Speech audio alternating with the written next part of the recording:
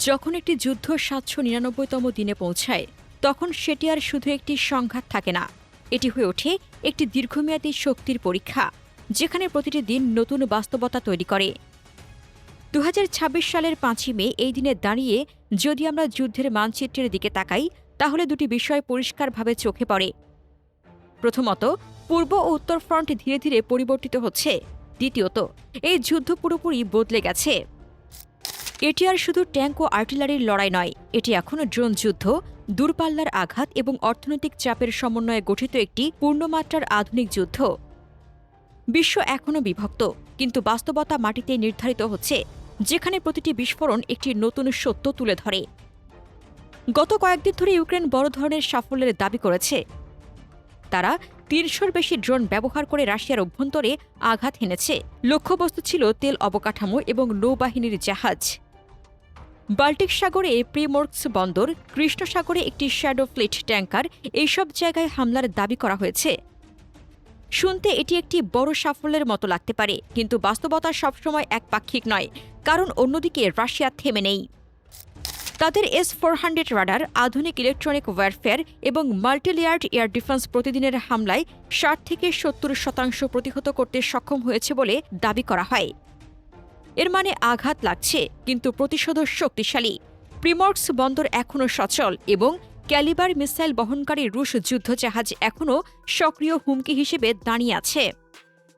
Donetsk অঞ্চলের দিকে তাকাতেই ড্রুজকিভকা নামের একটি ছোট শহর। এখানে একটি গ্যাস সরঞ্জাম কারখানা ছিল, যা ইউক্রেনের শিল্পের একটি গুরুত্বপূর্ণ অংশ। গত সপ্তাহে রাশিয়ার ট্যাকটিক্যাল এয়ারক্রাফট এই কারখানাকে লক্ষ্য করে উচ্চ নির্ভুল বোমা নিক্ষেপ করে ধ্বংস করে দেয়। এটি কোনো এলোমেলো হামলা ছিল না, এটি ছিল একটি নির্দিষ্ট কৌশল। কারণ আধুনিক যুদ্ধে শত্রুর শিল্প অবকাঠামো ধ্বংস করা মানে তার যুদ্ধ চালানোর সক্ষমতাকে দুর্বল করা।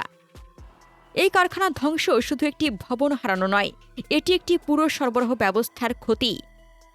আগুন পরদিন পর্যন্ত চলেছে, যন্ত্রপাতি সম্পূর্ণ ধ্বংস হয়েছে। এটি যুদ্ধের কঠিন বাস্তবতা, যেখানে শিল্পই হয়ে ওঠে লক্ষ্যবস্তু। এরপর আমরা সুমি অঞ্চলের মিরোপোলির দিকে তাকাই।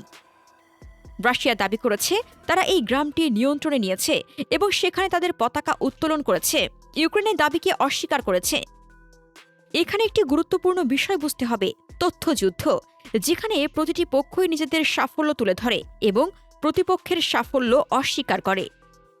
কিন্তু সামরিক চুক্তি বলছে যদি এই এলাকা সত্যি রাশিয়ার নিয়ন্ত্রণে আসে, তাহলে এটি সীমান্তে একটি বাফার জোন তৈরি করতে সাহায্য করবে, যা ইউক্রেনের ড্রোন ও রকেট হামলা কমাতে পারে। বাস্তবতা প্রায় সংবাদ সম্মেলনের বাইরে নির্ধারিত হয়, মাটির ওপর, যেখানে গুলি চলে। এখন আসি বৈশ্বিক প্রতিক্রিয়ায়। পশ্চিমা দেশগুলো আগের মতোই রাশিয়ার বিরুদ্ধে অবস্থান নিয়েছে, নিন্দা, নিষেধাজ্ঞা এবং ইউক্রেনকে সহায়তার প্রস্তুতি। কিন্তু এখানে একটি পরিবর্তন স্পষ্ট। ইউক্রেন দাবি করেছে ড্রুজবা তেল পাইপলাইনে হামলা হয়েছে, কিন্তু হাঙ্গেরি ও স্লোভাকিয়া তা অস্বীকার করেছে। হাঙ্গেরি এমনকি ইউক্রেনকে দেওয়ার জন্য ৯০ বিলিয়ন ইউরোর সাহায্য আটকে দিয়েছে। এটি একটি বড় সংকেত, ইউরোপ এখন একক অবস্থানে নেই। একই সাথে যুক্তরাষ্ট্রের নির্বাচন সামনে আসছে এবং আমেরিকার জনগণও এই দীর্ঘমেয়াদী সহায়তা নিয়ে প্রশ্ন তুলছে। অর্থাৎ যুদ্ধ শুধু মাটিতে নয়, রাজনীতিতেও চলছে। অন্যদিকে রাশিয়া তাদের অবস্থান ধরে রেখেছে, তাদের অর্থনীতি স্থিতিশীল। সামরিক উৎপাদন ২০২২ সালের পর থেকে প্রায় ৩০০% বৃদ্ধি পেয়েছে। এবং সবচেয়ে গুরুত্বপূর্ণ বিষয়, দেশটির অভ্যন্তরে এই যুদ্ধকে একটি অস্তিত্বের লড়াই হিসেবে দেখা হচ্ছে। এই মানসিকতা দীর্ঘমেয়াদী যুদ্ধের একটি বড় ভূমিকা রাখে, কারণ যুদ্ধ শুধু অস্ত্র দিয়ে নয়, মানসিক শক্তি দিয়েও লড়া হয়। এদিকে রাতভর চালানো এক সমন্বিত ক্ষেপণাস্ত্র ও ড্রোন হামলায় ইউক্রেনের পোলতাভা ও খার্কিভ অঞ্চলের গ্যাস উৎপাদন স্থাপনাগুলোতে বড় ধরনের ক্ষয়ক্ষতি হয়েছে, যেখানে অন্তত ৫ জন নিহত হয়েছেন। এর মধ্যে ৩ জন নফতগাজের কর্মী এবং ২ জন জরুরি উদ্ধার কর্মী। কর্মকর্তাদের মতে এই হামলায় আরও ৩৭ জন আহত হয়েছেন এবং গ্যাস সরবরাহ ব্যাহত হয়ে প্রায় ৩৫০০ গ্রাহক সরাসরি প্রভাবিত হয়েছেন। ইউক্রেনের বিমান বাহিনী জানিয়েছে সন্ধ্যার পর থেকে দেশজুড়ে ১১টি ব্যালিস্টিক মিসাইল ও ১৬৪টি ড্রোন নিক্ষেপ করা হয়, যার বেশিরভাগ প্রতিহত করা সম্ভব হলেও কয়েকটি মিসাইল ও ড্রোন নির্দিষ্ট লক্ষ্যবস্তুতে আঘাত হানে।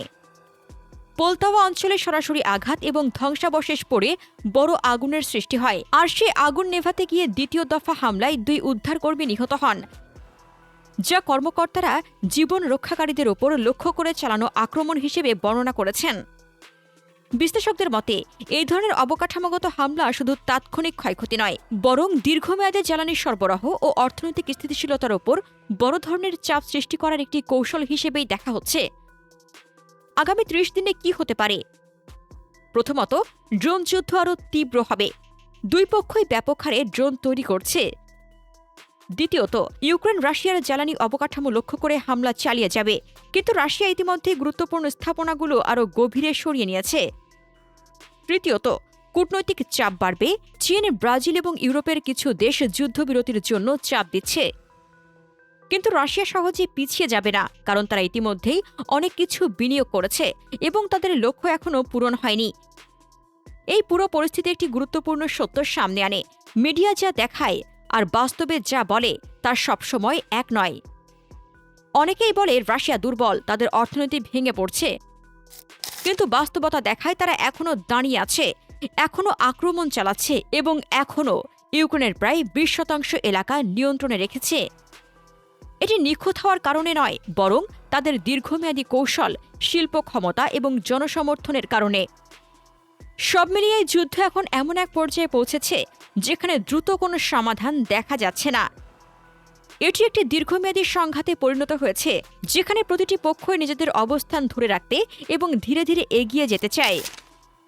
প্রিয় দর্শক, এই যুদ্ধ কি আরও দীর্ঘ হবে, নাকি কোনো এক পর্যায়ে এসে বিশ্ব বাধ্য হবে এটি থামাতে?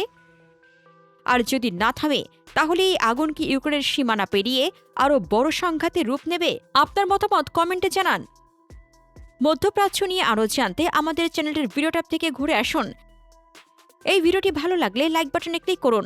ভিডিওটি আপনার বন্ধুদের সাথে শেয়ার করে তাদেরকেও ভিডিওটি দেখার সুযোগ করে দিন। ধন্যবাদ।